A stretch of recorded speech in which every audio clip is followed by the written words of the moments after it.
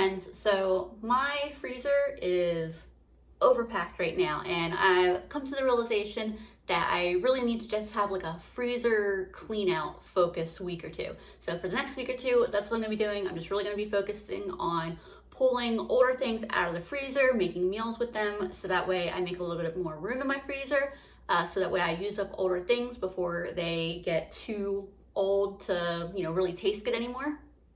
And so I can make room for new stuff to go in the freezer. So this is the starting point for my kitchen freezer. I do also have a standing freezer in my garage. I'll get to that in a minute. You can see it's packed absolutely full. Right now, it's hard to know what's in here, and older stuff is more likely to get forgotten, so we're gonna fix that over the next couple weeks. I save a lot of money by freezing things I get really great deals on, so we definitely don't wanna lose money by letting it go bad. In the absolute darkest corner of my garage, I have this workhorse of a freezer. Confession, I have already started pulling some stuff out of it.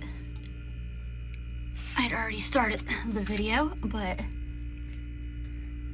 this is where we're at here. This isn't too bad. It's just, needing to cycle out some older stuff. I want to change a couple things about the organization, and then you can see it really needs to be defrosted, which I want to do as soon as I've used up a little bit more of the things, because I do have to keep all of this frozen while I defrost the freezer. For dinner tonight, I pulled some ham out of the downstairs freezer. We're gonna have a ham and pinto bean soup. Over the last couple months, I kept getting hams for really cheap at Aldi. We're talking like $4 for an 8-pound ham. And so one of the meals that we've really been enjoying in our house is ham and pinto bean soup. So to start, I'm getting about a cup and a half of pinto beans, and I will give them a quick rinse and just look over them real quick to make sure there aren't any rocks or anything like that shouldn't be in there. As you can see, I'm cooking these in my pressure cooker. So to the beans, I'm just adding a couple quarts of water. And I'm gonna cook these on high pressure for 25 minutes. Now that's not the full cook time. Usually I would cook pinto beans for 35 minutes, but we're gonna add some things and then finish cooking them the rest of the way. So for now, 25 minutes high pressure. These are the veggies I'm gonna put in my soup, mostly just an assortment of things that I had in my fridge. Carrots, the last sad little bit of celery I have, I need to get some more of that. Pepper that's getting ready to go. I got these, they were already marked down, 2 for $1. I was pretty excited about that deal. A few potatoes, and then a couple of peppers, a serrano and a cayenne pepper from my freezer. They're ones that I grew last summer. So I'll just get these chopped up real quick. There's all my veggies. I probably went a little overboard on my potatoes and carrots, but that's pretty typical of me, so I'm not gonna worry about it. What I'm gonna do is I'm gonna dump most of the liquid that's in here right now. I didn't worry about putting it into like the colander or anything like that. Just whatever I could easily dump without dumping all the beans into my sink too. And then I'm gonna dump all of this in. Oh, it's gonna be a full pot. So usually I add 4 to 6 cups of broth. I'm gonna pour in this quart of broth and see how much room I have, because I still gotta grab my ham out of the fridge. I ran the ham under some cool water for a couple minutes just so I could kind of pull some of the bigger pieces apart. It's pretty frozen still, but it's softened just enough that cutting it's not that bad. I had grabbed one of these things out. It's like a ham flavoring packet, thinking that I might add it, but I don't think I'm gonna need it. All right, I've got just a little bit of ham left that I didn't fit in there. On the bright side, I had more ham than I thought I did, because when I originally pulled that pack out of the freezer, I was worried that it wasn't very much ham. I haven't decided if I'm gonna try to add it yet, but I do wanna go ahead and get some seasonings in here real quick. Some black pepper, some onion powder, random seasoning blend that I've been trying to get rid of anyway. Let's go ahead and finish it actually. All right, we're not quite to the max fill line, so I'm just gonna set that on top. I wouldn't add any more than that, but I feel comfortable adding that. I'll turn the saute off. I had just turned the saute on for a couple minutes to let it start heating everything up. And then I'm just gonna pressure cook that for another 10 minutes. This finished a few minutes ago. So I'm gonna pop the pressure on that. I've been trying to get my kitchen in order. I don't know how my kitchen falls into like such disorder in no time at all, but it feels good to have it clean. All right, let's see what this looks like. Looks like all of my peppers floated to the top or somehow made their way to the top, huh? I'm glad I didn't add that ham seasoning packet in it because that ham really flavored it. I did toss some Worcestershire, and I'm gonna think about what else it might be missing as soon as I give it another taste here. I just conferred with Andrew for a second opinion on this, and he imitated like he was gonna grab the entire pot and run away with it, so it has his approval. So this is ready to eat.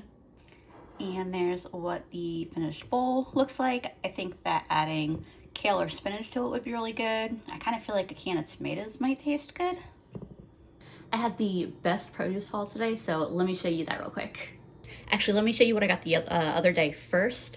And this is after like a solid couple weeks at least at not being able to find any good markdown stuff at the Harris Teeter grocery store, which is where I find this stuff. So I got a couple lettuces, heads of lettuce for $1 each. This one's on the smaller side, but still worth it for $1. I got this head of cabbage for $1. It's probably like 2.5 pounds. And then I got these zucchini for $1. And then here's today's haul. I got a 5-pound bag of russet potatoes for $1. They had another bag, but those ones looked like they were turning green, so I skipped that one. A 3-pound bag of Golden Delicious apples for $2. They all look really nice. These are 2 bags of 3 peppers each, and it was $1 for each bag. And then I got these English cucumbers here. There's 3 in this bag and 4 in this bag, and they were also $1 each. But yeah, so this was my $7 produce haul today, which I was pretty excited about. I also bought a package of celery and 3 pounds of onions from Aldi, but that was less exciting because it was regular price, so it was like $4 on these 2. First thing I'm gonna do for dinner tonight is get some rice started. Got a little over a cup there. And then I think tonight I'm just going to season my rice with a little bit of black pepper, onion powder, and then this Nashville hot chicken seasoning. Get that quick little stir. Adding about 1.5 cups-ish of water. And then into the rice cooker.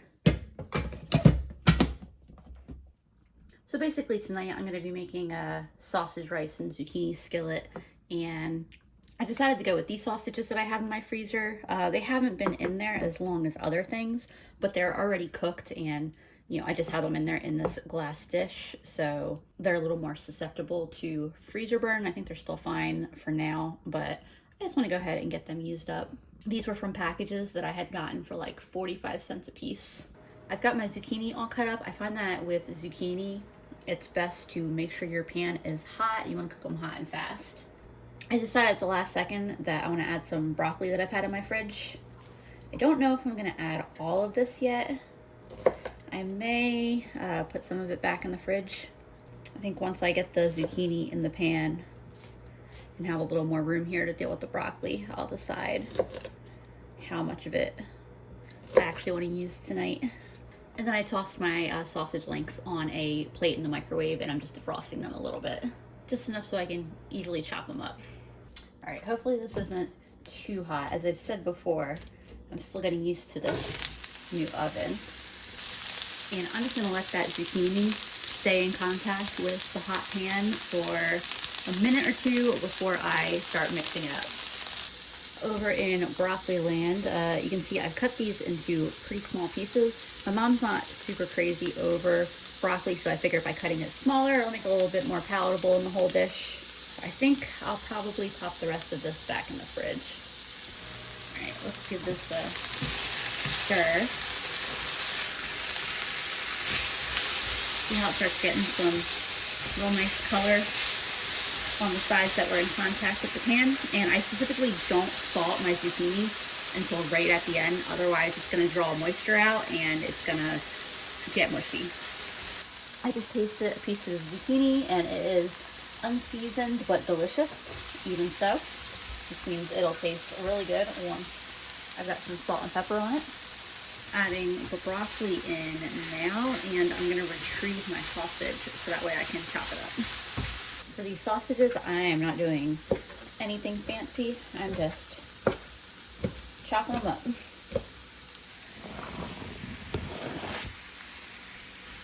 And I did go ahead and turn the heat down a little bit. I also have a can of diced tomatoes that I'm going to add because I absolutely love tomatoes and zucchini together. And I like that nice little pop of red in there. I'm going to leave this for a few minutes to let everything get hot.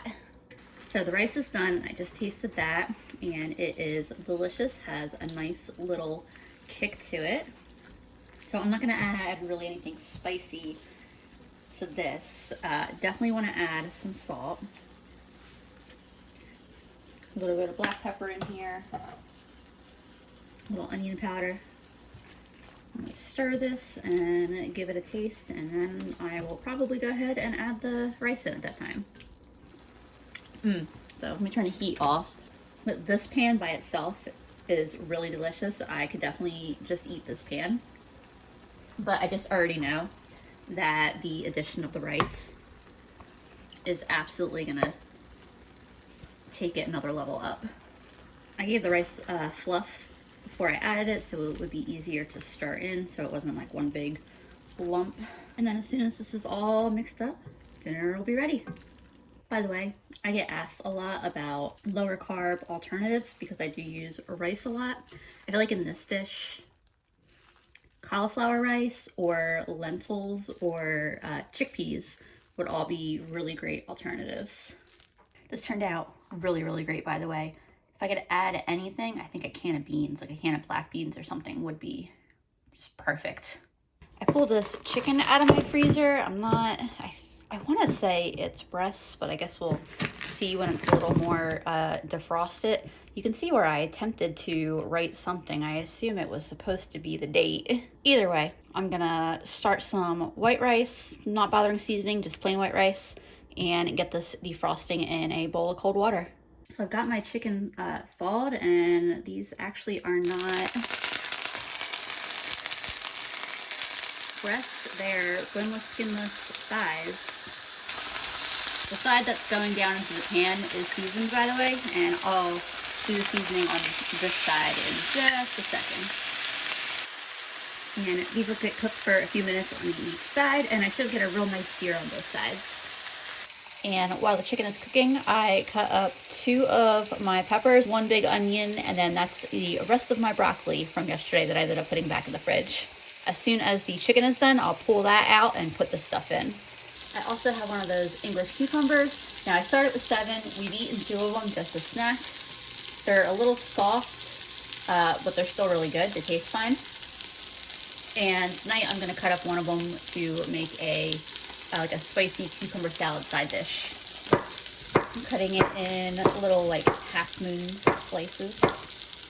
I just flipped my chicken thighs. I've got my cucumbers in a bowl, and I'm gonna chop up some garlic too to add to the cucumbers. To the bowl with my cucumbers, I'm also adding a couple tablespoons of soy sauce, a couple teaspoons of hot pepper flakes, and that's what those look like.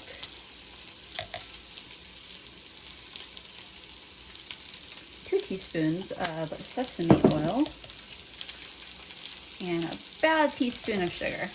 I think my chicken is almost done, so I'll give this a really good stir.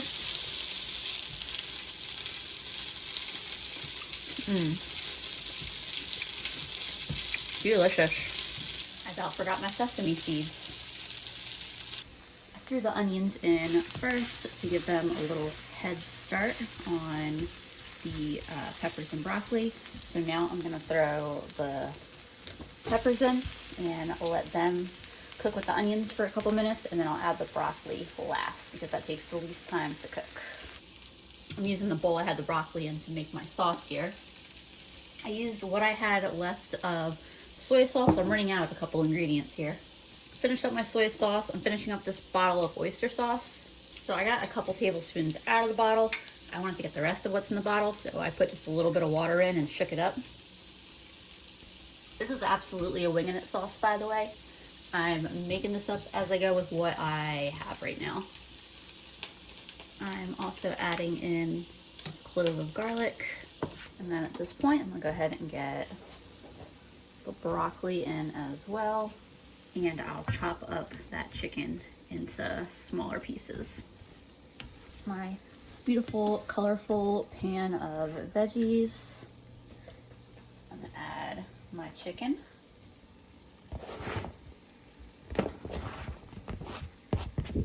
I did, of course, have a taste, and despite being frozen for an unspecified amount of time, it is still quite delicious.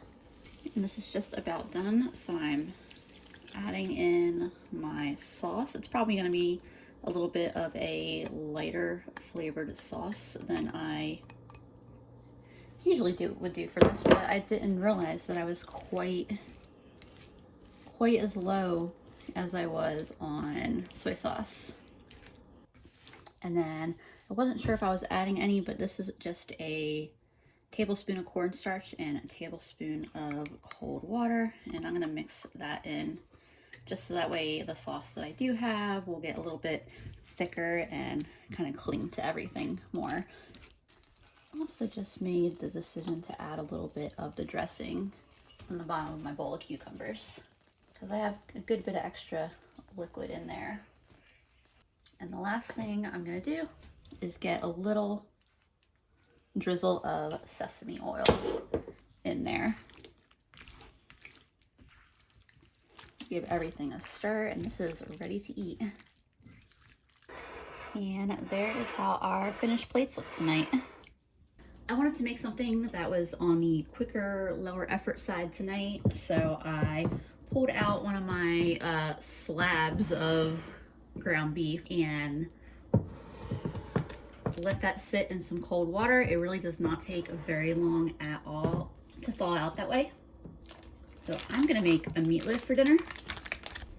I've got my oven preheating to 375. So to my ground beef here, I'm adding 2 eggs,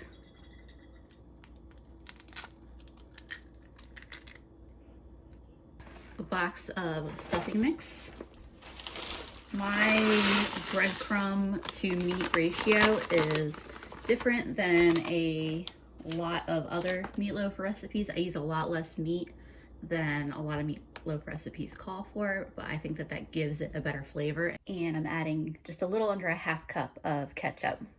I also like to add in some of this hiccuping hot habanero sauce. Like, I really like this sauce, but this is pretty much the only thing I use it for is meatloaf, so I'm not really sure what else I'd want to use it in. It's got a hot wing recipe on the bottle, but it calls for the entire bottle of sauce, and this is just too expensive for me to use the entire bottle on a dozen wings. Maybe I'll have to try making some type of a similar hot sauce myself once my habaneros start coming in this year. Finally, I'm adding 1 cup of water. And I always mix my meatloaves by hand. That's what I'm gonna do. I will save y'all the visual. I almost forgot, I do like to add extra seasoning to my mixture too. A lot of times that'll just be pepper, garlic, onion powder, whatever combination of seasoning sounds good. Today I'm gonna use some of the Slap Ya Mama seasoning blend. So after mixing my meatloaf, I dumped it out on a pan. Usually I put a little ketchup on top, but I'm gonna try something different tonight. I have a million of these Taco Bell sauce packets because when you go, they give you so many more than you could ever use in one meal. And I also had a coworker who she was probably getting Taco Bell like once a week, and she would give me all of her fire sauce packets. So needless to say, even though I don't even go to Taco Bell all that often, so they are my favorite fast food, but I don't go all that often, I still have a million of these packets all over the place, and don't ever usually use them because I use my own hot sauce that I made. So yeah, we'll see how that goes, and I'm gonna put this in the oven for 35 minutes. Here's my meatloaf out of the oven. I divided it into 8 slices. I also made a box of macaroni and cheese, and then I also went simple and just heated up some peas in the microwave. And there is my dish for dinner. For dinner tonight, I pulled out this little frozen puck of cooked pork. It was a pork shoulder. This should be just the perfect amount for a single dinner. You can see I cut up some onions and peppers that I'm gonna saute in just a little bit. I started some beans a while ago, a cup of pinto beans, my favorite way to cook dried beans in the pressure cooker. Since the beans are done, I just got my Instant Pot out of the way so that way I can start some rice. This is a cup of rinsed rice. I'm adding a packet of Szechuan seasoning, some black pepper, some onion powder, and a little bit of a spicy seasoning blend. Give it a little kick. I'm adding just over a cup of water. Give it a little stir. Start that. You can see I've got some pork fat melting in a pan. I drained most of the liquid out of here. There's a little bit left. That's okay. That's all going in there. These pinto beans taste really good on their own. No seasonings or anything. I love pinto beans. But I am going to add some seasonings. Some salt, pepper, onion powder, and then I'll mash these up into some super delicious refried beans. All right, the refried beans are done. I have this pan over here heated up, so I'm gonna put my onions in so they can start cooking. This is gonna be my first time making tortillas on the new stove, so I'm not quite sure what temperature I should have it at. My dough is just made with basic masa from Aldi. Very cheap, and I get a ton of servings out of it.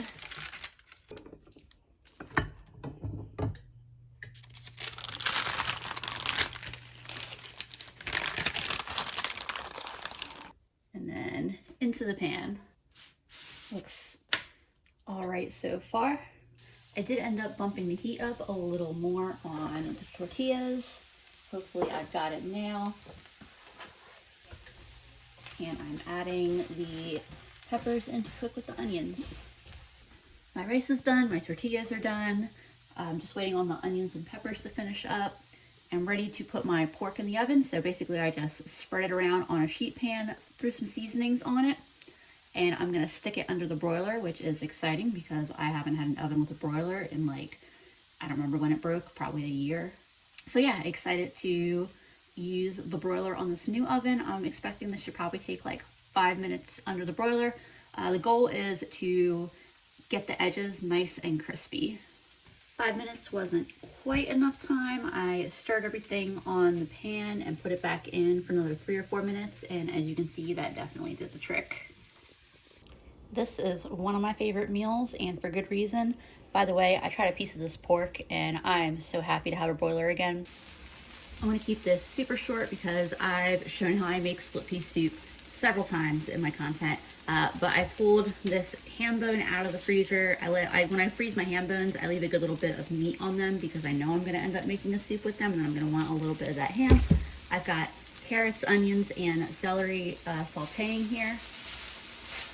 I'm gonna add them to my Instant Pot momentarily. The reason I do it separate like this is just because I like a lot of veggies in my split pea soup, so when it's this volume, it's just easier to do it separately and then add it to the Instant Pot.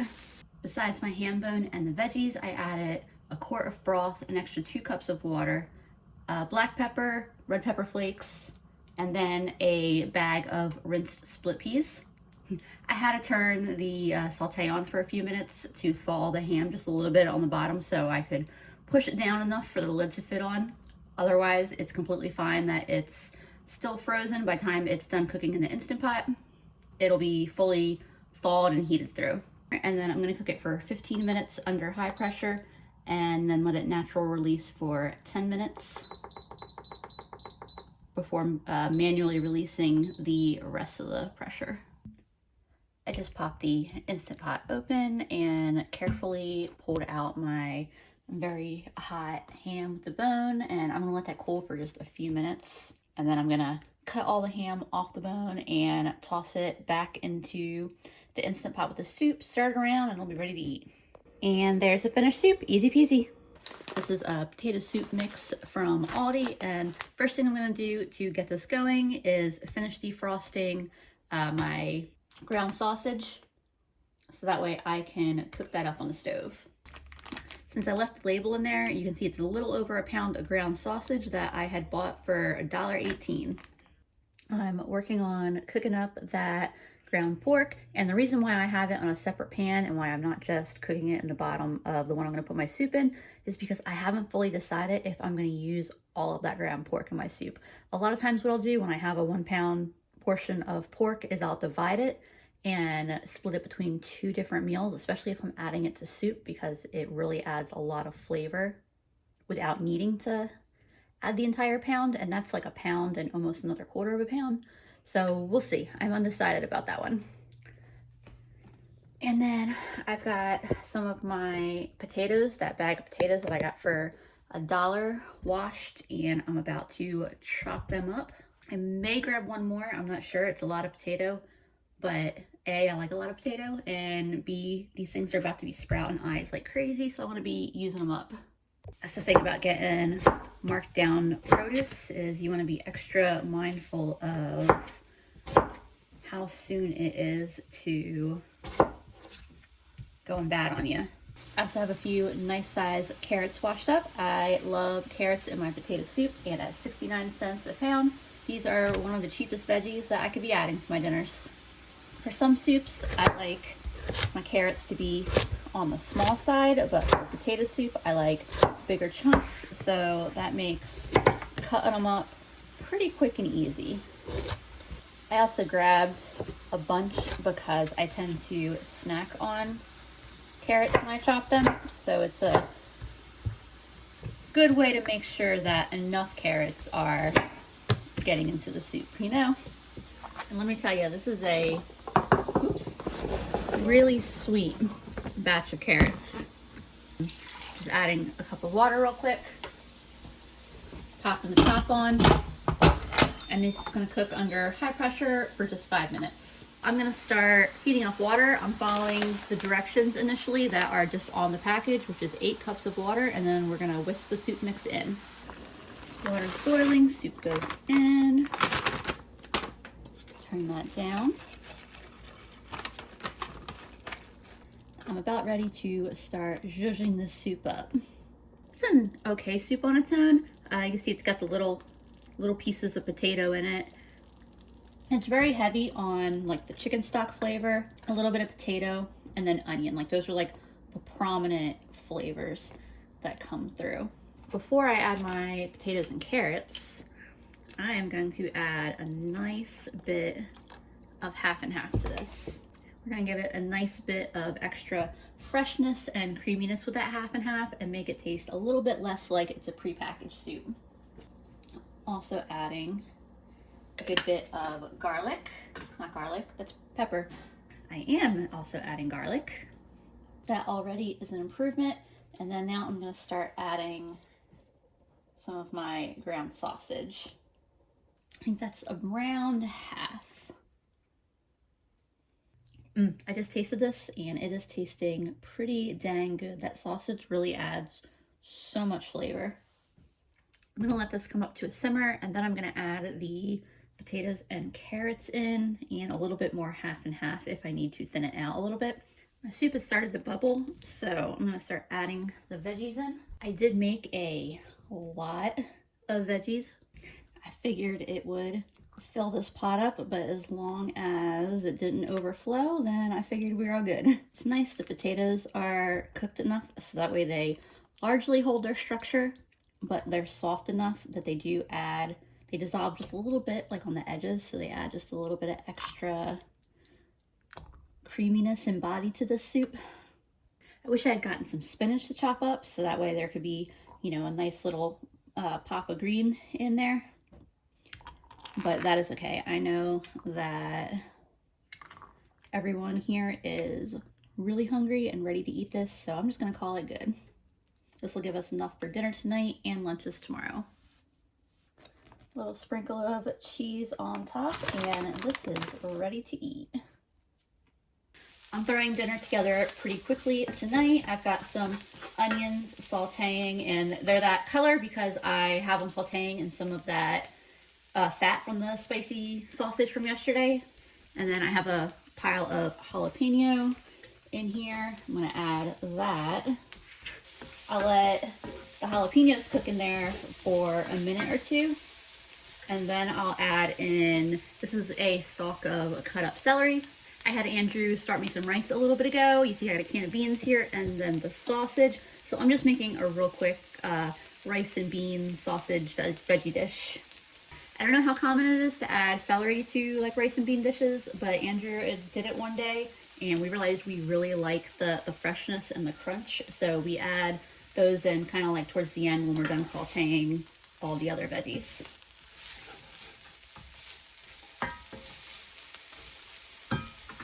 I think I'll go ahead and add in my sausage now too. I heated it up a little bit in the microwave so that way I wouldn't just be adding cold sausage to the pan. Adding my beans so that way they can also heat up. I'll let this all cook together for a minute or two. I'll throw some seasonings in and then add the rice, and that's it. First I'm going to add some salt.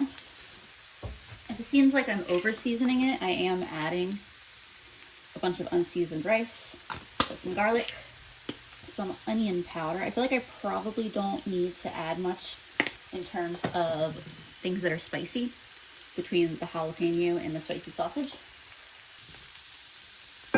Now to get the rice. See, my rice is a nice kind of yellow pale orange color now. I'm betting it is coated in all that flavor, and I bet this is going to be a really delicious bite of food.